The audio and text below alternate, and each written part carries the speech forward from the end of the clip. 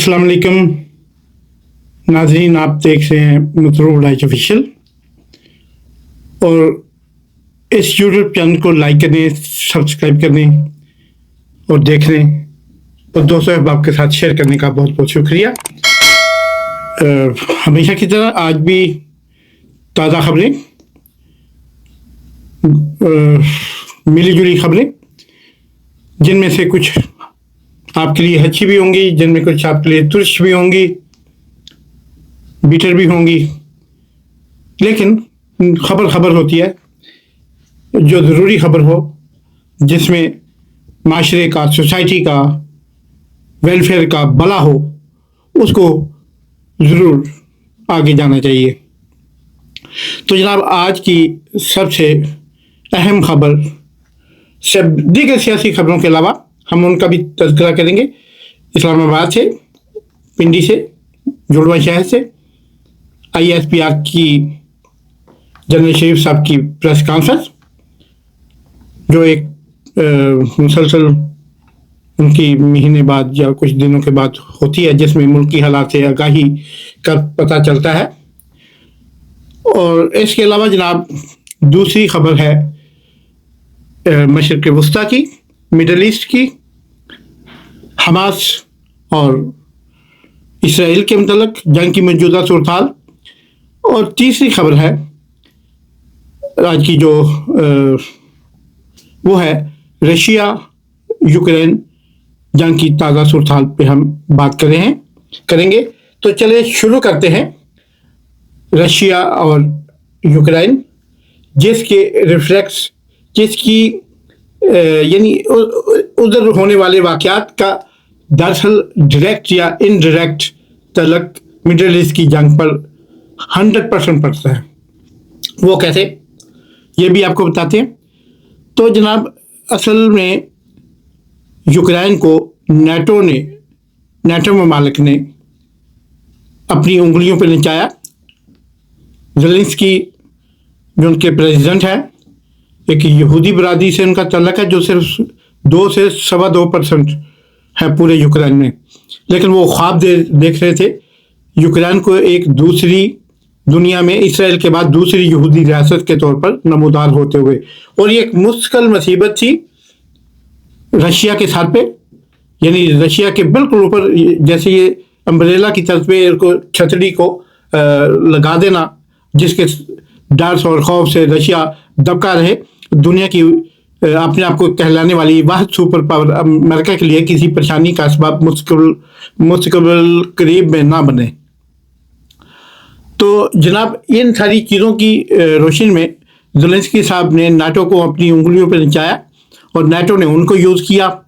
और खुद ज़ेलेंस्की साहब जो एक पेशे के लिहाज से एक कॉमेडियन एक्टर है, थिएटर एक्टर है, उनकी बीवी के जो बहुत बड़े स्कैंडल आ रहे हैं, अरबों यानी डॉलर के, जो उन्होंने इस जंग के दौरान पिछले 2-2.5 साल में उन्होंने कमाया है, वो एक अलग दास्तान है, जिस पे एक पूरा प्रोग्राम किया जा सकता है। वैसे तो ये ज़बान ज़द-ए-आम खबर है, खबर की हद तक ही देखना है, न्यूज़ की हद तक देखना है, तो ये समाजी राब्ते की वेबसाइट पे ये इसके से मुतल्लिक़ सारी इंफॉर्मेशन मौजूद है।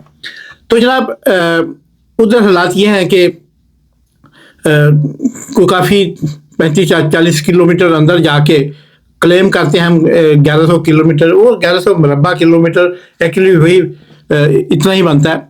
वो 45 के करीब किलोमीटर उनकी रशिया। आपको ये बताते चलूँ, जब ये खबरें पढ़ के उसके खबर को फैलाने वाले लोग, वो इतना नहीं, खबर से पहले देखते हैं कि खबर के पीछे क्या है। रशिया इस वक्त पूरी दुनिया का सबसे बड़ा मुल्क है रकबे के लिहाज से, जबकि आबादी उसकी सिर्फ 5 करोड़ के करीब भी नहीं है। तो अब हर बंदे को हर बॉर्डर पे हर जगह तैनात करना उन्हीं 5 करोड़ अफराद में से ये मुमकिन नहीं है। अमेरिका के लिए, अमेरिका की आबादी इस वक्त 34-35 करोड़ है और वो रकबे के लिहाज से रशिया से बहुत छोटा है, यानी उसका मुकाबला ही नहीं। और यानी दुनिया का दूसरा सबसे बड़ा मुल्क जो है वो रकबे के लिहाज से وہ کینیڈا ہے، لیکن ان دونوں کی جو رقبے میں وہ تقریباً 1 ملین اسکوائر کلومیٹر کا فرق ہے، مطلب دوسرے نمبر پہ آنے والے کا اتنا فرق ہے، اور جبکہ ہماری آبادی 7-8 لاکھ مربع کلومیٹر ہوتی ہے، عام دو دیش ہیں، ریاستیں ہیں، ملک ہیں۔ تو وہ جناب علی رشیا نے یوکرین کے حملے کے جواب میں بھرپور وار کیا، خارکیف شہر پہ اس کا مکمل اب تباہ کر دیا، اور جب بھی چاہے قبضہ کر لے۔ صرف اسے 17 کلومیٹر کی دوری پہ ہے آج وہ، اس کی فوجیں رشیا کی۔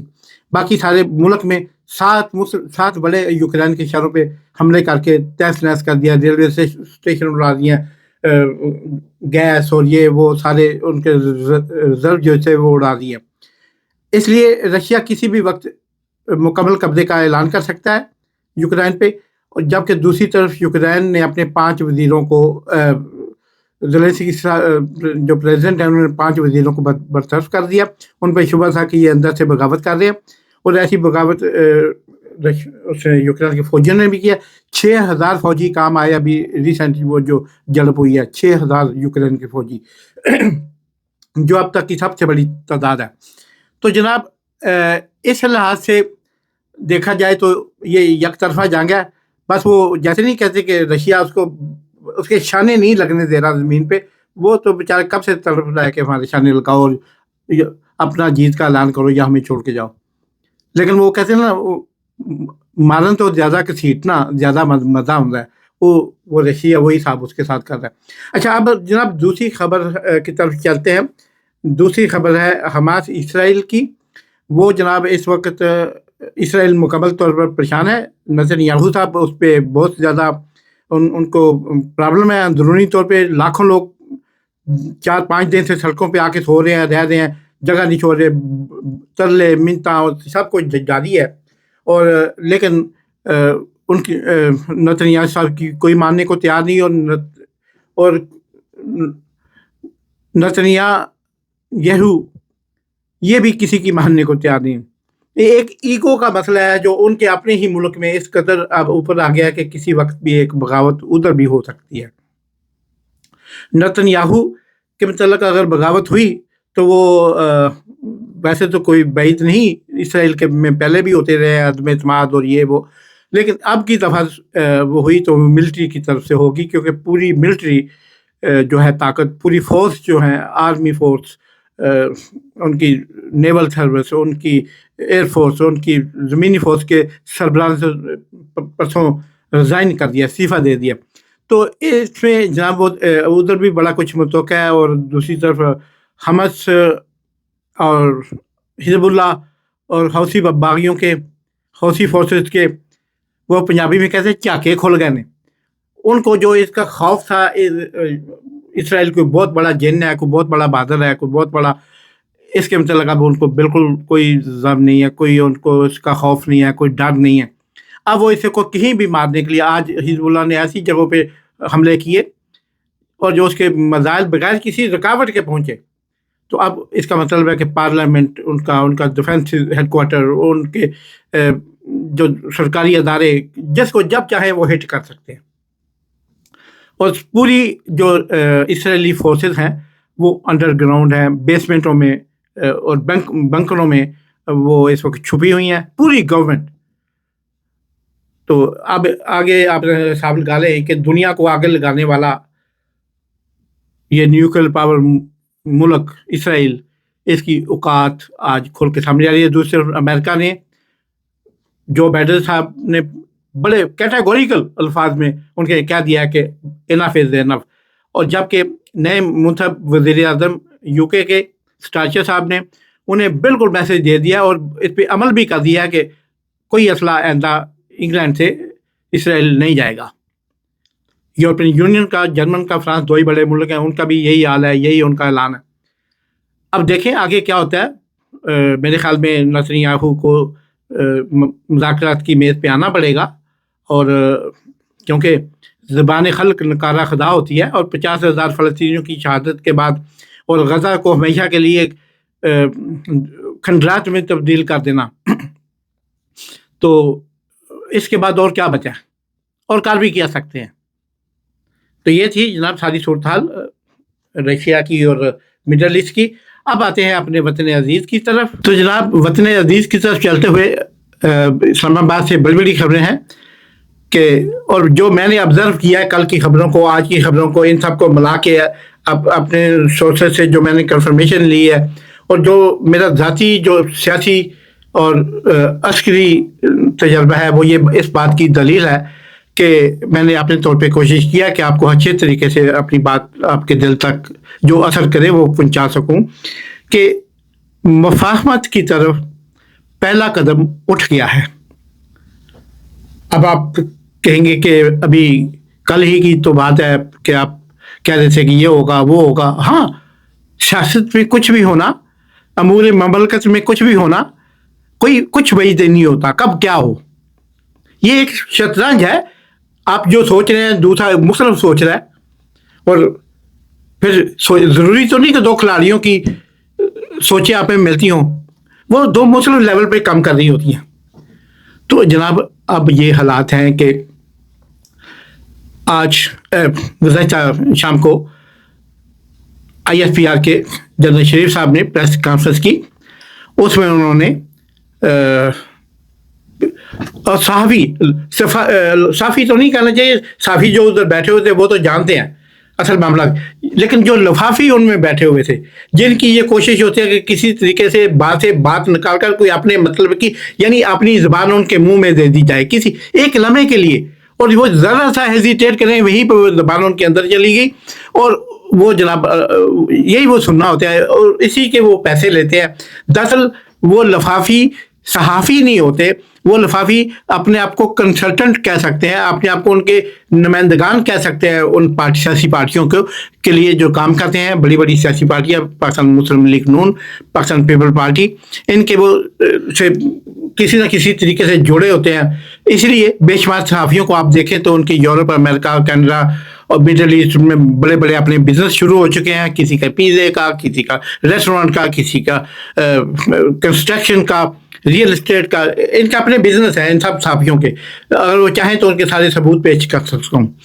तो वो जनाब अब ये हुआ है कि उन्होंने बड़ी कोशिश की, लेकिन जनरल शरीफ साहब ने बिल्कुल बता दिया शुरू में कि गैर मुतल्लका सवाल नहीं होगा, यानी वो सवाल जिसको आप अपनी मर्जी से पॉलिश करना चाहते हैं वो सवाल आज नहीं होगा। तो इसका मतलब क्या है? ये मैसेज हर बंदे तक पहुंच गया कि इमरान खान के मतलब 9 मई के मतलब और ऐसी किसी बात के मतलब कोई बात नहीं होगी। तो ये थे जनाब ISPR की तरफ से एक मुस्बत कदम मैं कहना चाहूँगा। बाकी जनरल फैज़ हमीद के मतलब उन्होंने कहा कि उनका कोर्ट मार्शल शुरू हो चुका है, और कोर्ट मार्शल बिल्कुल इसमें की सियासत का उन्होंने कहा कि इमरान खान का एक साहब ने पूछा तो उन्होंने कहा कि इमरान खान का जो होगा वो कानून के मुताबिक, वो कानून अपना रास्ता खुद देखेगा, किसी को किसी काम में दखल अंदाजी की इजाज़त नहीं है, ना हम करेंगे उसमें दखल अंदाजी, ना वो करेंगे, ना कोई दूसरा करेगा, और जिस बात की कानून इजाज़त देगा वो काम होगा, जो नहीं होगा। इसका मतलब है कि सड़कें खुल गई, बैरियर उठा लिए गए, और तमाम रास्ते पब्लिक के लिए खुल गए, मुफाहमत के लिए खुल गए, प्यार मोहब्बत के लिए खुल गए, और कोऑपरेशन के लिए, मुफाहमत के लिए खुल गए। तो देखें अब इसका क्या होता है। और इसके साथ जुड़ी खबर यह है कि जनाब जनरल साहब का, जनरल रिटायर्ड जनरल बाजवा साहब का छोटा भाई, जो कि PIA में जिसको मुलाजमत दी गई थी एग्जीक्यूटिव ओहदे पे, और वो मुल्क से बाहर तैनात थे, उनको आज फारिग कर दिया गया। कल शाम को उनको टर्मिनेट कर दिया गया है उनकी जॉब से। उन पे इल्ज़ाम था कि उन्होंने एक जाली सर्टिफिकेट के ज़रिए ये जॉब हासिल करने के लिए जाली सर्टिफिकेट पेश किया था। तो ये तो होता है इस तरह के कामों में। ये जनरल बाजवा साहब ने जो कुछ भी जाली काम किए हैं, अभी तो ये उनका पहला कतरा है, जो उस पहला ड्रॉप है जो उस ट्यूब से बाहर निकला है, उस बॉटल से बाहर निकला है। अभी तो बॉटल बड़ी बड़ी है, कच्चा कच्चा गिर के जब सब कुछ बाहर निकलेगा ना, या बिल्कुल ही ढक्कन जिस दिन खुला تو وہ سب کچھ باہر نکلے گا. تو باجوہ صاحب اس ملک کے سب سے زیادہ نشان عبرت سابقہ سپاہ سالار قوم کی صورت میں باقی کی زندگی صلاحوں کے پیچھے یا پھر عبرت ناکی کی صورت میں اپنے گھر کے تہ خانے میں گزارا کریں گے. وقت آتا ہے، ضرور آتا ہے. باقی 8 ستمبر کے جلسے کے متعلق دیکھیں کیا ہوتا ہے. اس میں حکومت ضرور کوشش کرے گی. موجودہ وزیر اعظم جناب شہباز شریف صاحب، CM پنجاب صاحبہ مریم نواز صاحبہ، یہ اور محسن نقوی صاحب، یہ سارے مل کے ایک کوشش ضرور کریں گے. زرداری صاحب یقیناً ان کا بھی اس میں انٹرسٹ ہے. تو یہ سارے مل کے کوشش کریں گے کہ کسی طریقے پھڈا جو ہے PTI اور اسٹیبلشمنٹ کا آپس میں ہو جائے، تاکہ ہماری جاری تبھی تک لگے گی، ہمارا اقتدار تبھی تک لگے گا، ہمارے نیچے کرسی تبھی تک نہیں کھسکے گی جب تک ہم ان کو لڑاتے رہیں گے. اب دیکھیں یہ 8 سپٹمبر کو کیا رزلٹ آتے ہیں. ہم آپ کے ساتھ جڑے ہوئے ہیں. آپ کو لمحہ دن میں مختلف ٹائم پہ ہم آپ کو صبح بھی شام بھی ہم آپ کو ولاگ کر کے معلومات پہنچاتے رہتے ہیں. آپ کے دلچسپی، آپ کے انٹرسٹ کا بہت بہت شکریہ. دیکھتے رہیے مطلوب راج آفیشیل. اور سلامتی پاکستان کے لیے دعا مانگتے ہیں. پاکستان پائندہ باد.